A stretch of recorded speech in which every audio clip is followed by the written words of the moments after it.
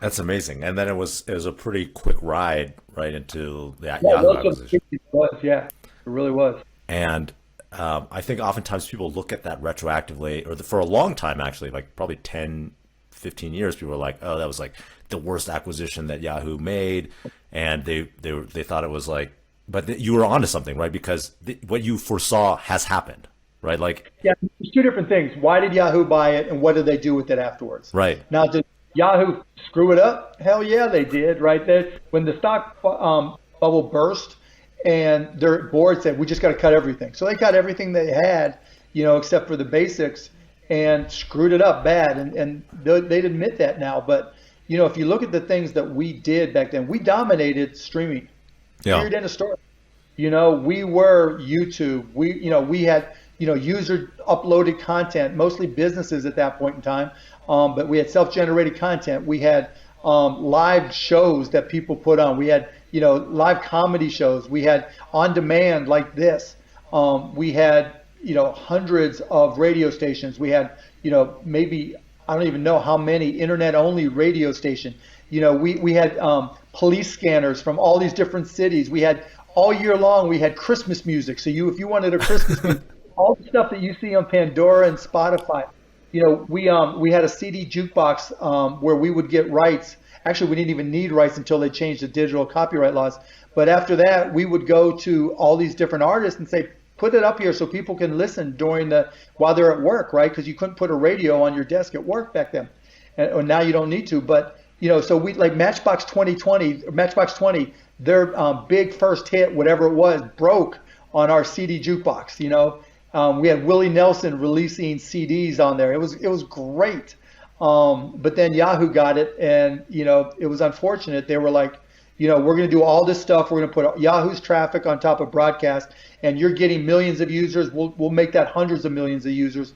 And then when the market, when the internet stock market crashed, their board, it wasn't even the CEO or anything. Their board just went nuts and closed everything.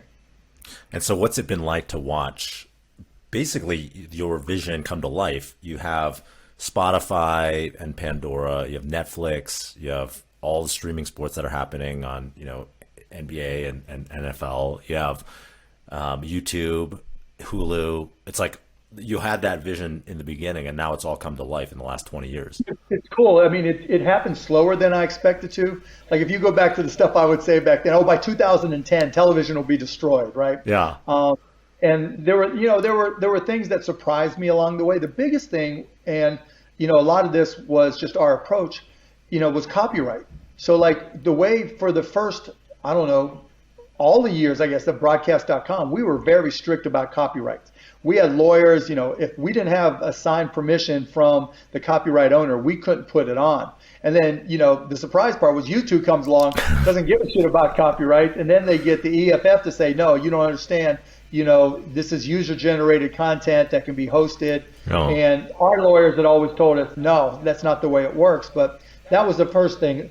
If we had known then, if we were allowed to do that back then, it would have been a whole different ballgame.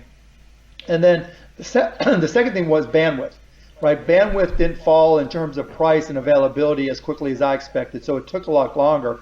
And when it did, I kind of thought it would take even longer than it ended up happening. So these last 5 years, we've seen the cost of bandwidth just plummet, so that it costs next to nothing to do a video podcast, whereas 10 years ago would have been expensive as hell. Yeah, even 10 years ago when we were racking servers for Twitch, I remember that was.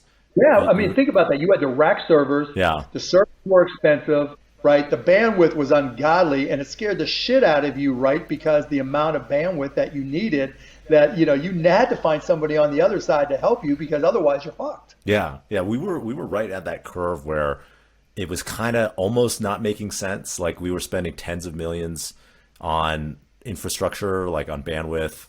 We had paid peering agreements, and it was like, and then the advertising was like just getting there. So there was kind of like 1 or 2 years where it was And what year was sketchy. that? And what year was that?